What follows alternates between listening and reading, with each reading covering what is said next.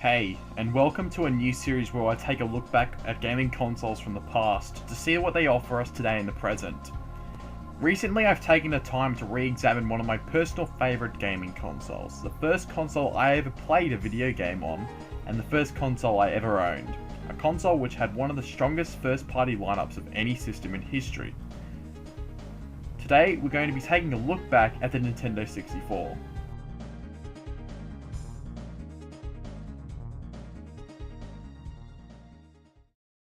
The Nintendo 64 was originally launched in March 1997 in Australia, 6 months after it was initially released in Japan and North America, originally for a whopping $400.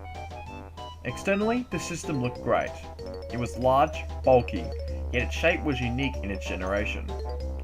Most N64 systems were made in charcoal grey, however there were several different colours available. The hardware of the system was top-notch for its time, being based upon Silicon Graphics Onyx workstations, which were at the time the world's most powerful computers. It featured 4MB of RAM, a 64-bit NEC VR4300 clocked at 93.75 MHz, and a custom Silicon graphics chip clocked at 62.5 MHz. This gave the console the ability to render higher polygon models compared to its competitors, and the games were typically very crisp and clear in their rendering, compared to the pixelated rendering common to games for the PS1 and Saturn. The controller package with the system was largely controversial, and still is to this day. It was often a point of ridicule for its unusual design with 3 grips, a D-pad on the left, 2 buttons, and an analog stick at the center grip. This analog stick was the first one included on a video game console controller, and many of the system's games took advantage of the full capabilities of the analog stick. When the system was first launched in Australia, the N64 came with launch titles such as Super Mario 64, Pilotwings 64, Star Wars Shadows of the Empire, FIFA Soccer 64, and Wayne Gretzky's 3D Hockey. 3D Shooter Turok was also an early game, launching 3 days after the N64's initial launch. However, that game is not considered a launch title. The Nintendo 64 is well known for its plethora of great first-party games. Many of these games are still looked upon favourably by critics, and some are considered to be among the greatest video games of all time. Some of these games revolutionised the industry, particularly Super Mario 64, which was the world's first true 3D platformer. At its release, it was lauded by the press and was considered to be one of the greatest video games of all time. While its game remains iconic to this day, with a Nintendo DS remake being released in 2004, Super Mario 64 is an example of a game on the N64 that has not aged very well. The camera, while being a game changer in its day, is primitive and doesn't work well when compared to Mario games that followed it. The camera can at times make the game unplayable. However, that cannot take away from an otherwise great game with enjoyable gameplay that was fantastic for a first attempt at bringing the 2D Mario formula into a 3D world. Another of the system's greatest games, and a game that is still considered to be one of the greatest games ever made, is Zelda Ocarina of Time. When it was released in November 1998, the game was lauded by the press as a game that was virtually perfect, with Electronic Gaming Monthly saying how Nintendo was able to take the elements of the older 2D Zelda games and translate it all into 3D flawlessly. Unlike Super Mario 64, this game has aged very well comparably, 19 years after its release. Ocarina of Time is often considered to be the most famous N64 game, and it's easy to tell why. Comparably, the game's sequel, Majora's Mask, was released later in the system's lifespan, in 2000. While Majora's Mask was highly praised like Ocarina of Time when it was first released, it has not been looked on as favourably as Ocarina of Time in retrospect. The game's minigames and side quests were a common complaint, and I'd argue that Majora's Mask hasn't aged as well as Ocarina of Time has. Thankfully, both games have remakes on the 3DS which look stellar and play just the same as the originals. Further, the N64 was the first platform ever released to have 4-player local multiplayer, which was taken advantage of in many multiplayer titles. One of these was Mario Kart 64, which brought the Mario Kart series to where it is today. Not only was the first fully 3D Mario Kart game released, but the game held a massive legacy, both in the memories of people who grew up with it in the late 90s and on the industry. There's a reason Mario Kart 64 is argued to still hold up well, possibly the best of all the N64 games. While the sprites of the drivers definitely look outdated by today's standards, the gameplay is still entertaining and multiplayer mode is a blast to play with friends. On a personal note, Mario Kart 64 was the first game I ever played when I was 4 years old.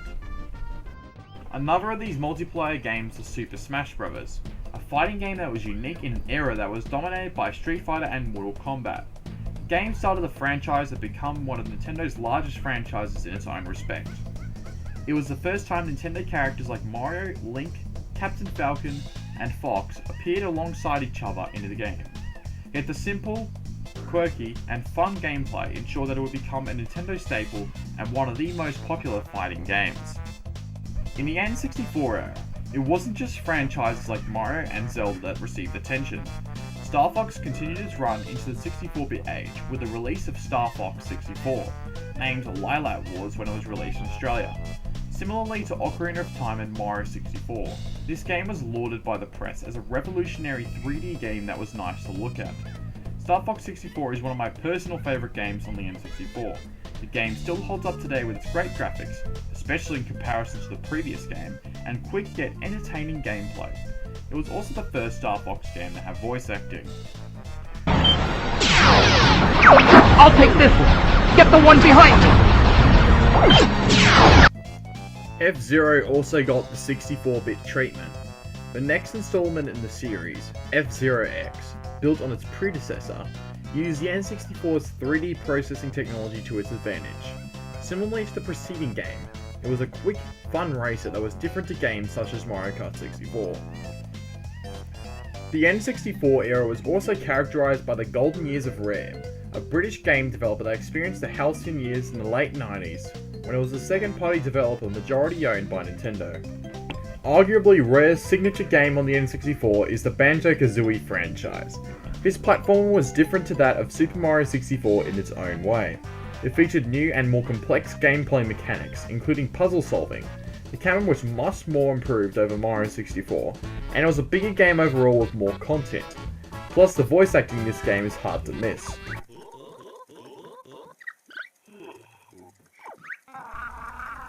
The game got its own sequel in 2000, which was just as good as the original.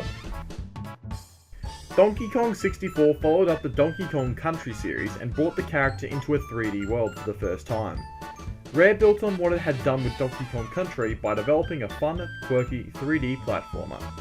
While it wasn't as good as Banjo-Kazooie, Donkey Kong 64 still remains as a timely reminder of when Rare single-handedly revived Donkey Kong as a franchise. GoldenEye 007, released in 1998, was one of the first multiplayer first-person shooters. Developed by Rare, it was a unique game as it was one of the few first-person shooters released exclusively to consoles. GoldenEye has been named along games like Doom, Quake, and Unreal Tournament as games that are crucial to the development of the first-person shooter. Whilst GoldenEye's graphics certainly haven't aged well, its fast, fun gameplay made the game a staple of the Nintendo 64 and one of the great multiplayer games on the system. One of Rare's hidden gems in the system was Perfect Dark. The game responded to what the company did with GoldenEye and took the first-person shooter to a whole new level. Arguably one of the most underrated first-person shooters out there, released in the twilight years of the N64.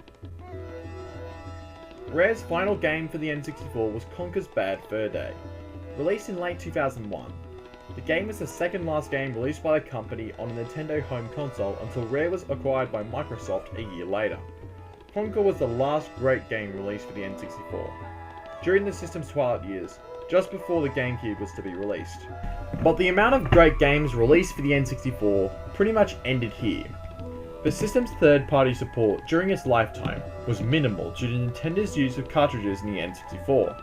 Because the N64 cartridges had lower storage space compared to CDs used by Nintendo's competitors, third-party developers, particularly Square, whose Final Fantasy VII was initially planned for the N64, switched to PlayStation, citing the insufficient storage capacity of the N64 cartridges.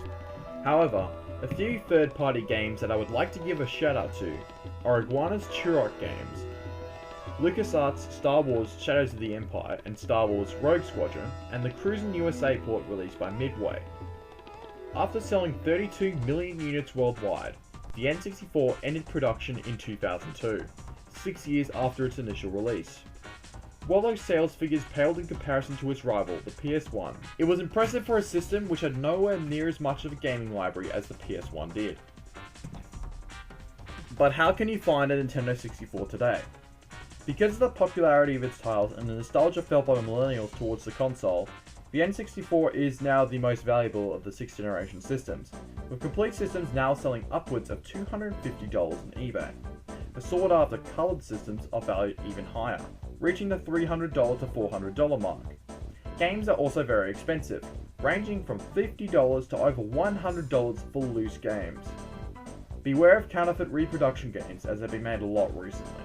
Nintendo 64 collecting is an expensive hobby, especially if you're looking for Australian games. Japanese and American games are worth a lot less than Australian games from my experience.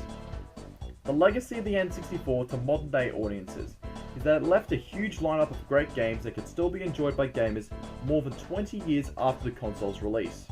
Many of these games would set the standard for future games in their genres.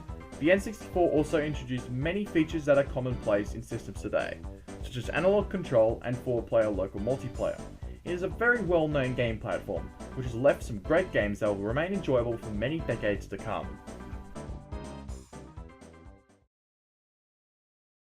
Hey guys, thanks for watching this video all the way to the end.